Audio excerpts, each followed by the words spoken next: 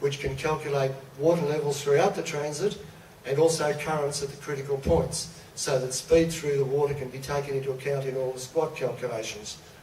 And for example, a ship that's working on a 10 knot speed, as this example shows, which was one of the ship's voyages that we undertook. The green shows the underkeel clearance above the minimum allowable, and the passage there at a standard speed of 10.5 knots through the water. But if that's into a 5 knot current and you're measuring 10 knots over the ground, then the squat is more than doubled. So they're very important to be able to predict those variables. You'll see the red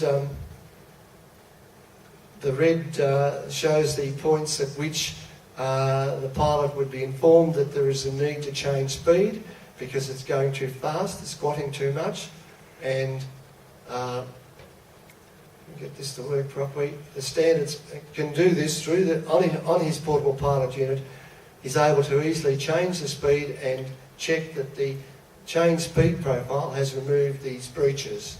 So it's a dynamic way of adjusting on the water as need be, because environmental conditions can change fairly quickly in many places. Water levels may not reach their predictions, or waves may grow quickly, and it's therefore necessary, we found, to be able to provide this additional tool as a risk management aid. And in this case, the speed has changed to remove the breaches, but you can also optimise the speed, because in several of those sections there's adequate water available and higher speeds can be used. And this profile snapshot just shows how by speeding up in certain areas where it is safe to do so, the optimised passage can be reduced by 40 minutes. And there's always pressure on time, we find. It's a question of trying to make sure that those speeds are do not exceed safe limits. And that's one of the major purposes, of course, of a VTS operation, is to watch that, have this display there so that the passage planned by the pilot, if there is a need, can be monitored and advice can be given that he needs to really check his speed profile. So all this works together in terms of VTS and the pilotage operations, and of course that's a challenge at many places. Risk management through DUKC, there's an application here which probably I won't have time to go through now in detail. Port of Melbourne, but I'd certainly invite you to come around and have a look at that. It's one of the most difficult pilotage challenges anywhere, because you have at the entrance to Port Phillip Bay, which ships have to pass through in order to go to the Port of Melbourne, you have long swells which can be up to 5 metres high, with very complicated bathymetry. The entrance channel crosses a canyon which is 90 metres deep, and there's hard rock on either side of that, which is only 15 metres deep. So the largest ships are at risk of grounding on those hard rock, and I don't know if I could have that little video. You can see this looks a relatively benign condition on this particular day. It's certainly not a 5 metre swell, but if you watch the bow of the ship and look at it, how much it goes down in comparison with the containers, it's about 2 container heights of vertical motion.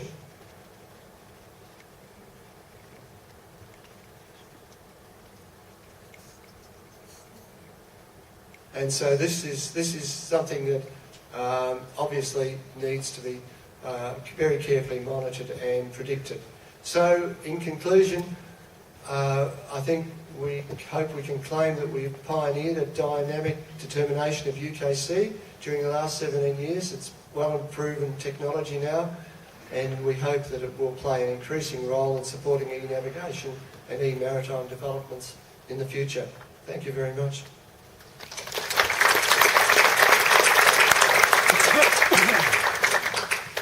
Perfect. Thank you, Dr. O'Brien.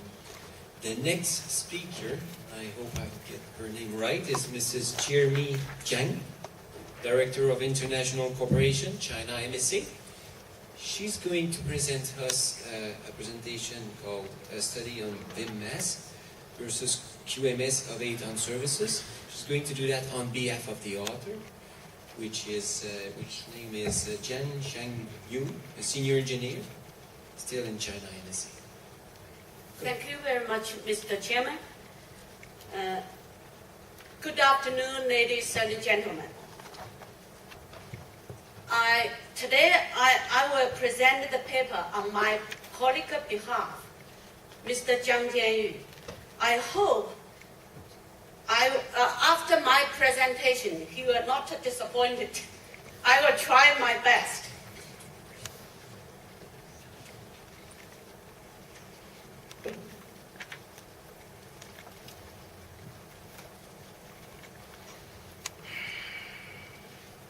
So this paper focuses on the analysis of voluntary IMO member state audit scheme concerning aid to navigation, introduction of IALA recommendations and guidelines on aid to navigation audit.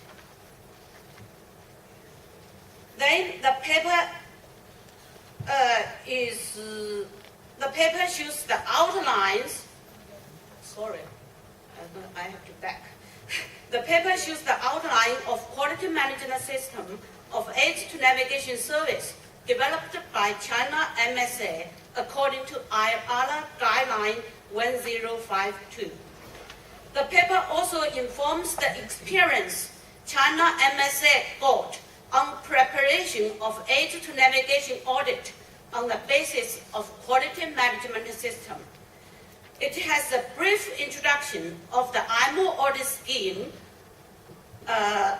conducted by IMO on China audit last November. According to the basic documents of IMO audit scheme, it is recognized that audit framework and associated documents relate more to flag state and port state obligations than those of coastal states. The obligations of flag state and port state are more described in the framework as they are already listed in the conventions themselves, as well as in IMO resolutions and circulars. However, this is not the case for coastal state obligations. Only the principles of coastal state obligations can be found in SOLAS Chapter 5.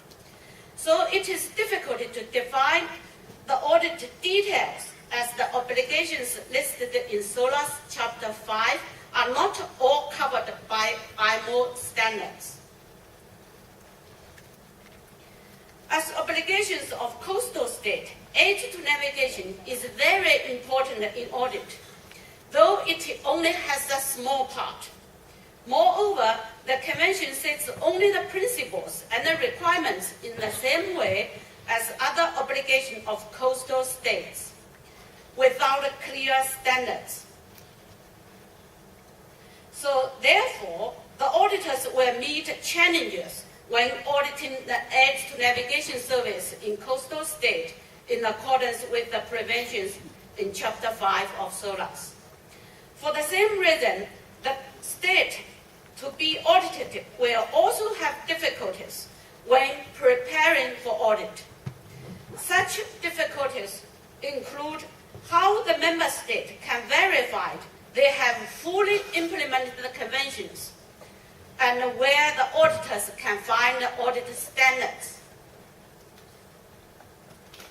IALA has made great efforts on IMO audit scheme in recent years.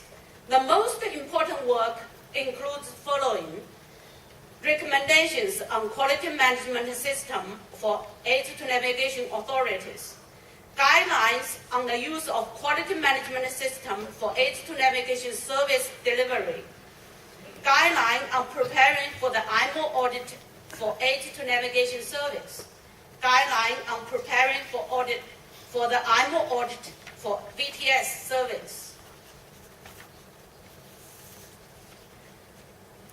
In order to improve service quality, China MSA put forward the plan to set up the aid to navigation service quality management system.